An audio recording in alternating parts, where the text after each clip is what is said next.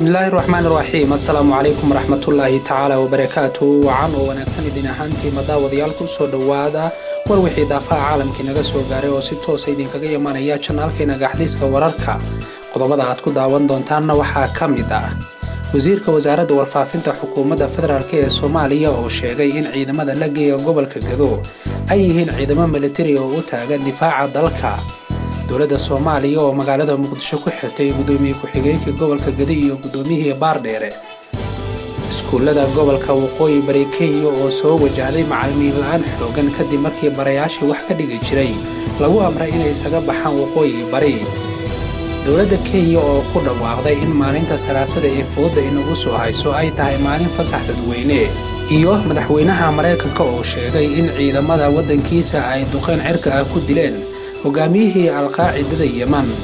intaasi waxay ahaayeen qodobada warkayaga ugu doorkaroon haatan u diyaar garoowa kuwa iyo kuwa kale oo faahfaahsan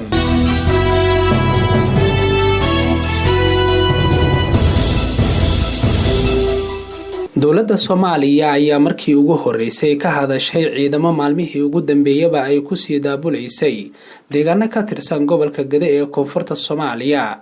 wasiirka wasaaradda warfaafinta xukuumadda federaalka ee Soomaaliya Maxamed Cabdi Xayir Maarey ayaa sheegay in ciidamada la geeyay qaybo kamid ah gobolka Gado yihiin sida uu hadalka u dhigay ciidamo militari oo u taagan difaaca wadanka sharciga sida uu qorayo difaaca dalka waxa mas'uul ka ah dowladda dhexe ee Soomaaliya ciidamada xoogga dalka Soomaaliya ee hadda dhisan mas'uuliyiin bay ka yihiin difaaca dalkooda wixii hadda ka dambeeyay in shaqadooda ay noqonayso gobolada dhan in la geeyo isla markaana ay wadanka difaacaan ayuu yiri wasiirka wasaaradda warfaafinta xukuumadda federaalka ee Soomaaliya dowlad goboleedka Soomaaliyeed ee Jubbaland ee ka arrimisa gobolka Gado ayaa ku eedeeyay dowladda Soomaaliya in ay dowlad goboleedka Jubbaland dagaal ku soo qaaday gobolka Gado isla markaana ay abuurtay colaad sokeeye wasiir Maarey ma uusan bixin faahfaahin dhaafsan in ciidamada gobolka Gado la geeyay u taagan yihiin difaaca dalka hayeeshee bilihii ugu dambeeyay waxaa muuqanayay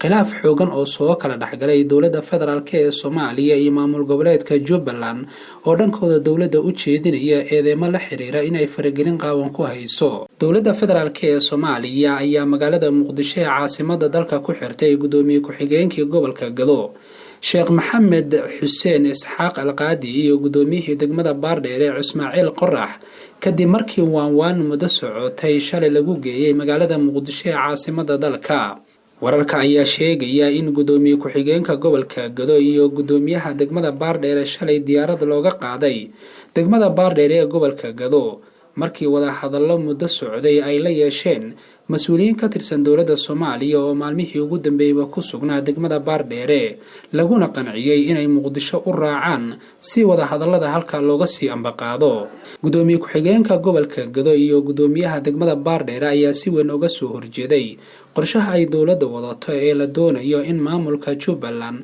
looga gooyo gobolka Gado labada mas'uul ayaa markii ay ka degeen garoonka diyaaradaha Muqdisho waxaa la wareegay ciidamo ka tirsan xoogga dalka kuwaas oo u galbiyay xarunta wasaaradda gaashaandhigga halka markii dambena lagu xiray ma jira wax faahfaahin ah oo ka soo baxay dowladda federaalka ee Soomaaliya oo ku saabsan xariga mas'uuliyiintan ka tirsan maamulka gobolka Gado ee ka tirsan Jubbaland wasiirka arrimaha gudaha maamul goboleedka Hirshabeelle Maxamed Cali Xaadle ayaa Muqdisho kula kulmay wakiilka gaarka ee qaramada midoobay u qaabilsan arrimaha Soomaaliya James Swam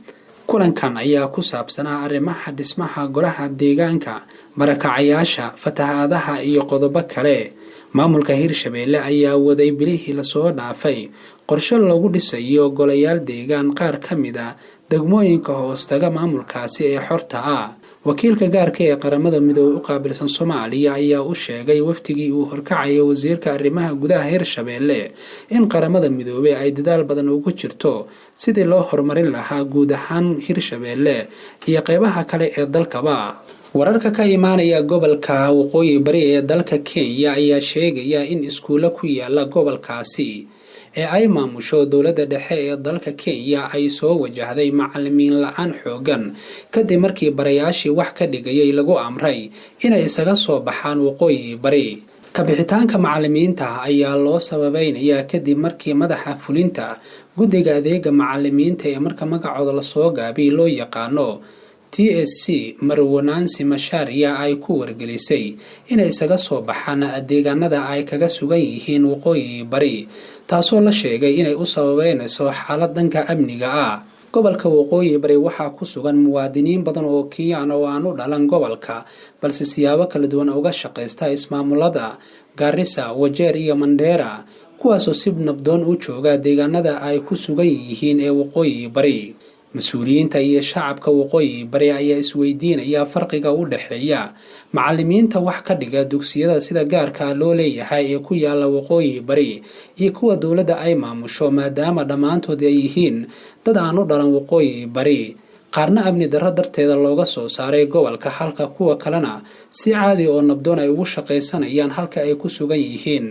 barayaasha wax ka dhiga iskuulada sida gaarka loo leeyahay ayaa weli ku sugan gobolka waqooyi bari ee Kenya iyagoona wax cabsi aan ka qabin inay halkaasi dhibaato ka soo gaarto halka kuwa kalena la sheegay in sabab amni dartooda aysan u sii joogi karin gobolka. talaabada ay qaaday madaxa fulinta adeega macallimiinta Marwanansi Macharia ayaa si weyn uga caraysisay xildhibaanada laga soo doorto waqooyi bari iyadoona gebi ahaanba albaabada loo laabay xafiiskii guddigaasi ee laga maamuli jiray barayaasha wax ka dhigi jiray iskuulada ku yaala deegaanada Ijara ee ismaamulka waqooyi bari kaasoo ay xirtay xildhibaanka laga soo doorto degmada Ijara Marwo Safiya Cabdinuur. mas-uuliyiinta laga soo doorto gobolka waqooyi bari ee Kenya ayaa dadaalo ugu jira in ardayda dhammaysay dugsiyada sare ee la geeyo iskuulada ay ka tageen macallimiintii hore wax uga dhigi jiray si aysan u joogsan waxbarashada ubadka Soomaaliyeed ee ku nool gobolkaasi.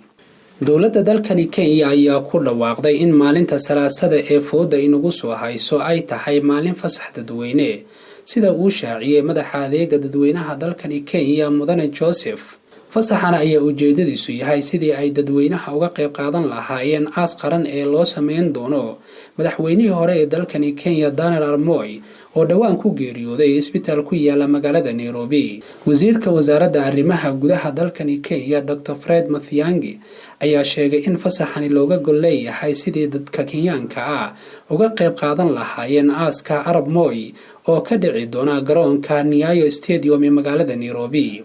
Daniel Arap Moi oo maalmo ka hore ku geeriyooday isbitaal ku yaala magaalada Nairobi ayaa lagu aasi doonaa hoygiisa oo ku yaala magaalada Nakuru ee dalkani Kenya. halka aad weli nagala socotaan waa channelkeena Gaxliiska wararka oo si toos ah uga dheexanaysaan dhacdooyinkii ugu dambeeyay ee caalamka.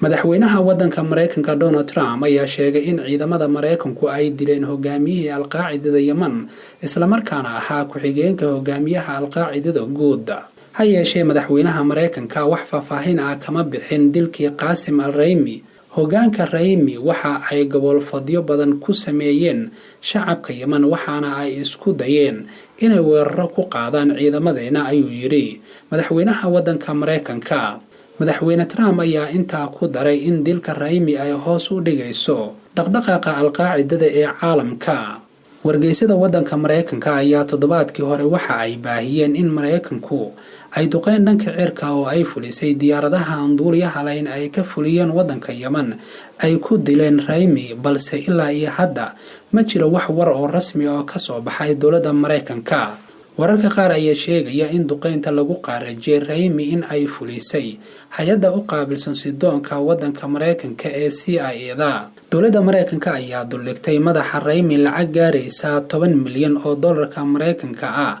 oo qofkii soo sheega abaalmarin loo siinayo. Raymi ayaa tababar ku soo qaatay gudaha dalka Afghanistan 1990kii waxaana uu dib ugu laabtay dalka Yemen balse waa la xiray isaga oo lagu eedeeyay inuu argagixiso yahay. ha yeeshee waxa uu ka baxsaday xabsigaasi sanadkii 2006 waxaana uu hogaanka aqab la wareegay markii la dilay hogaamiyahoodii hore ee 2015ka. guud ahaan war wixii daafaha caalamkii naga soo gaaray oo aad kala socoteen channelkeena Gaxliiska wararka haatan waa naga intaa. warka waxaa idila socodsiinaya anigoo Axmed Laqaaya tan intaynu hawada dib ugu kulmi doono nabadiin.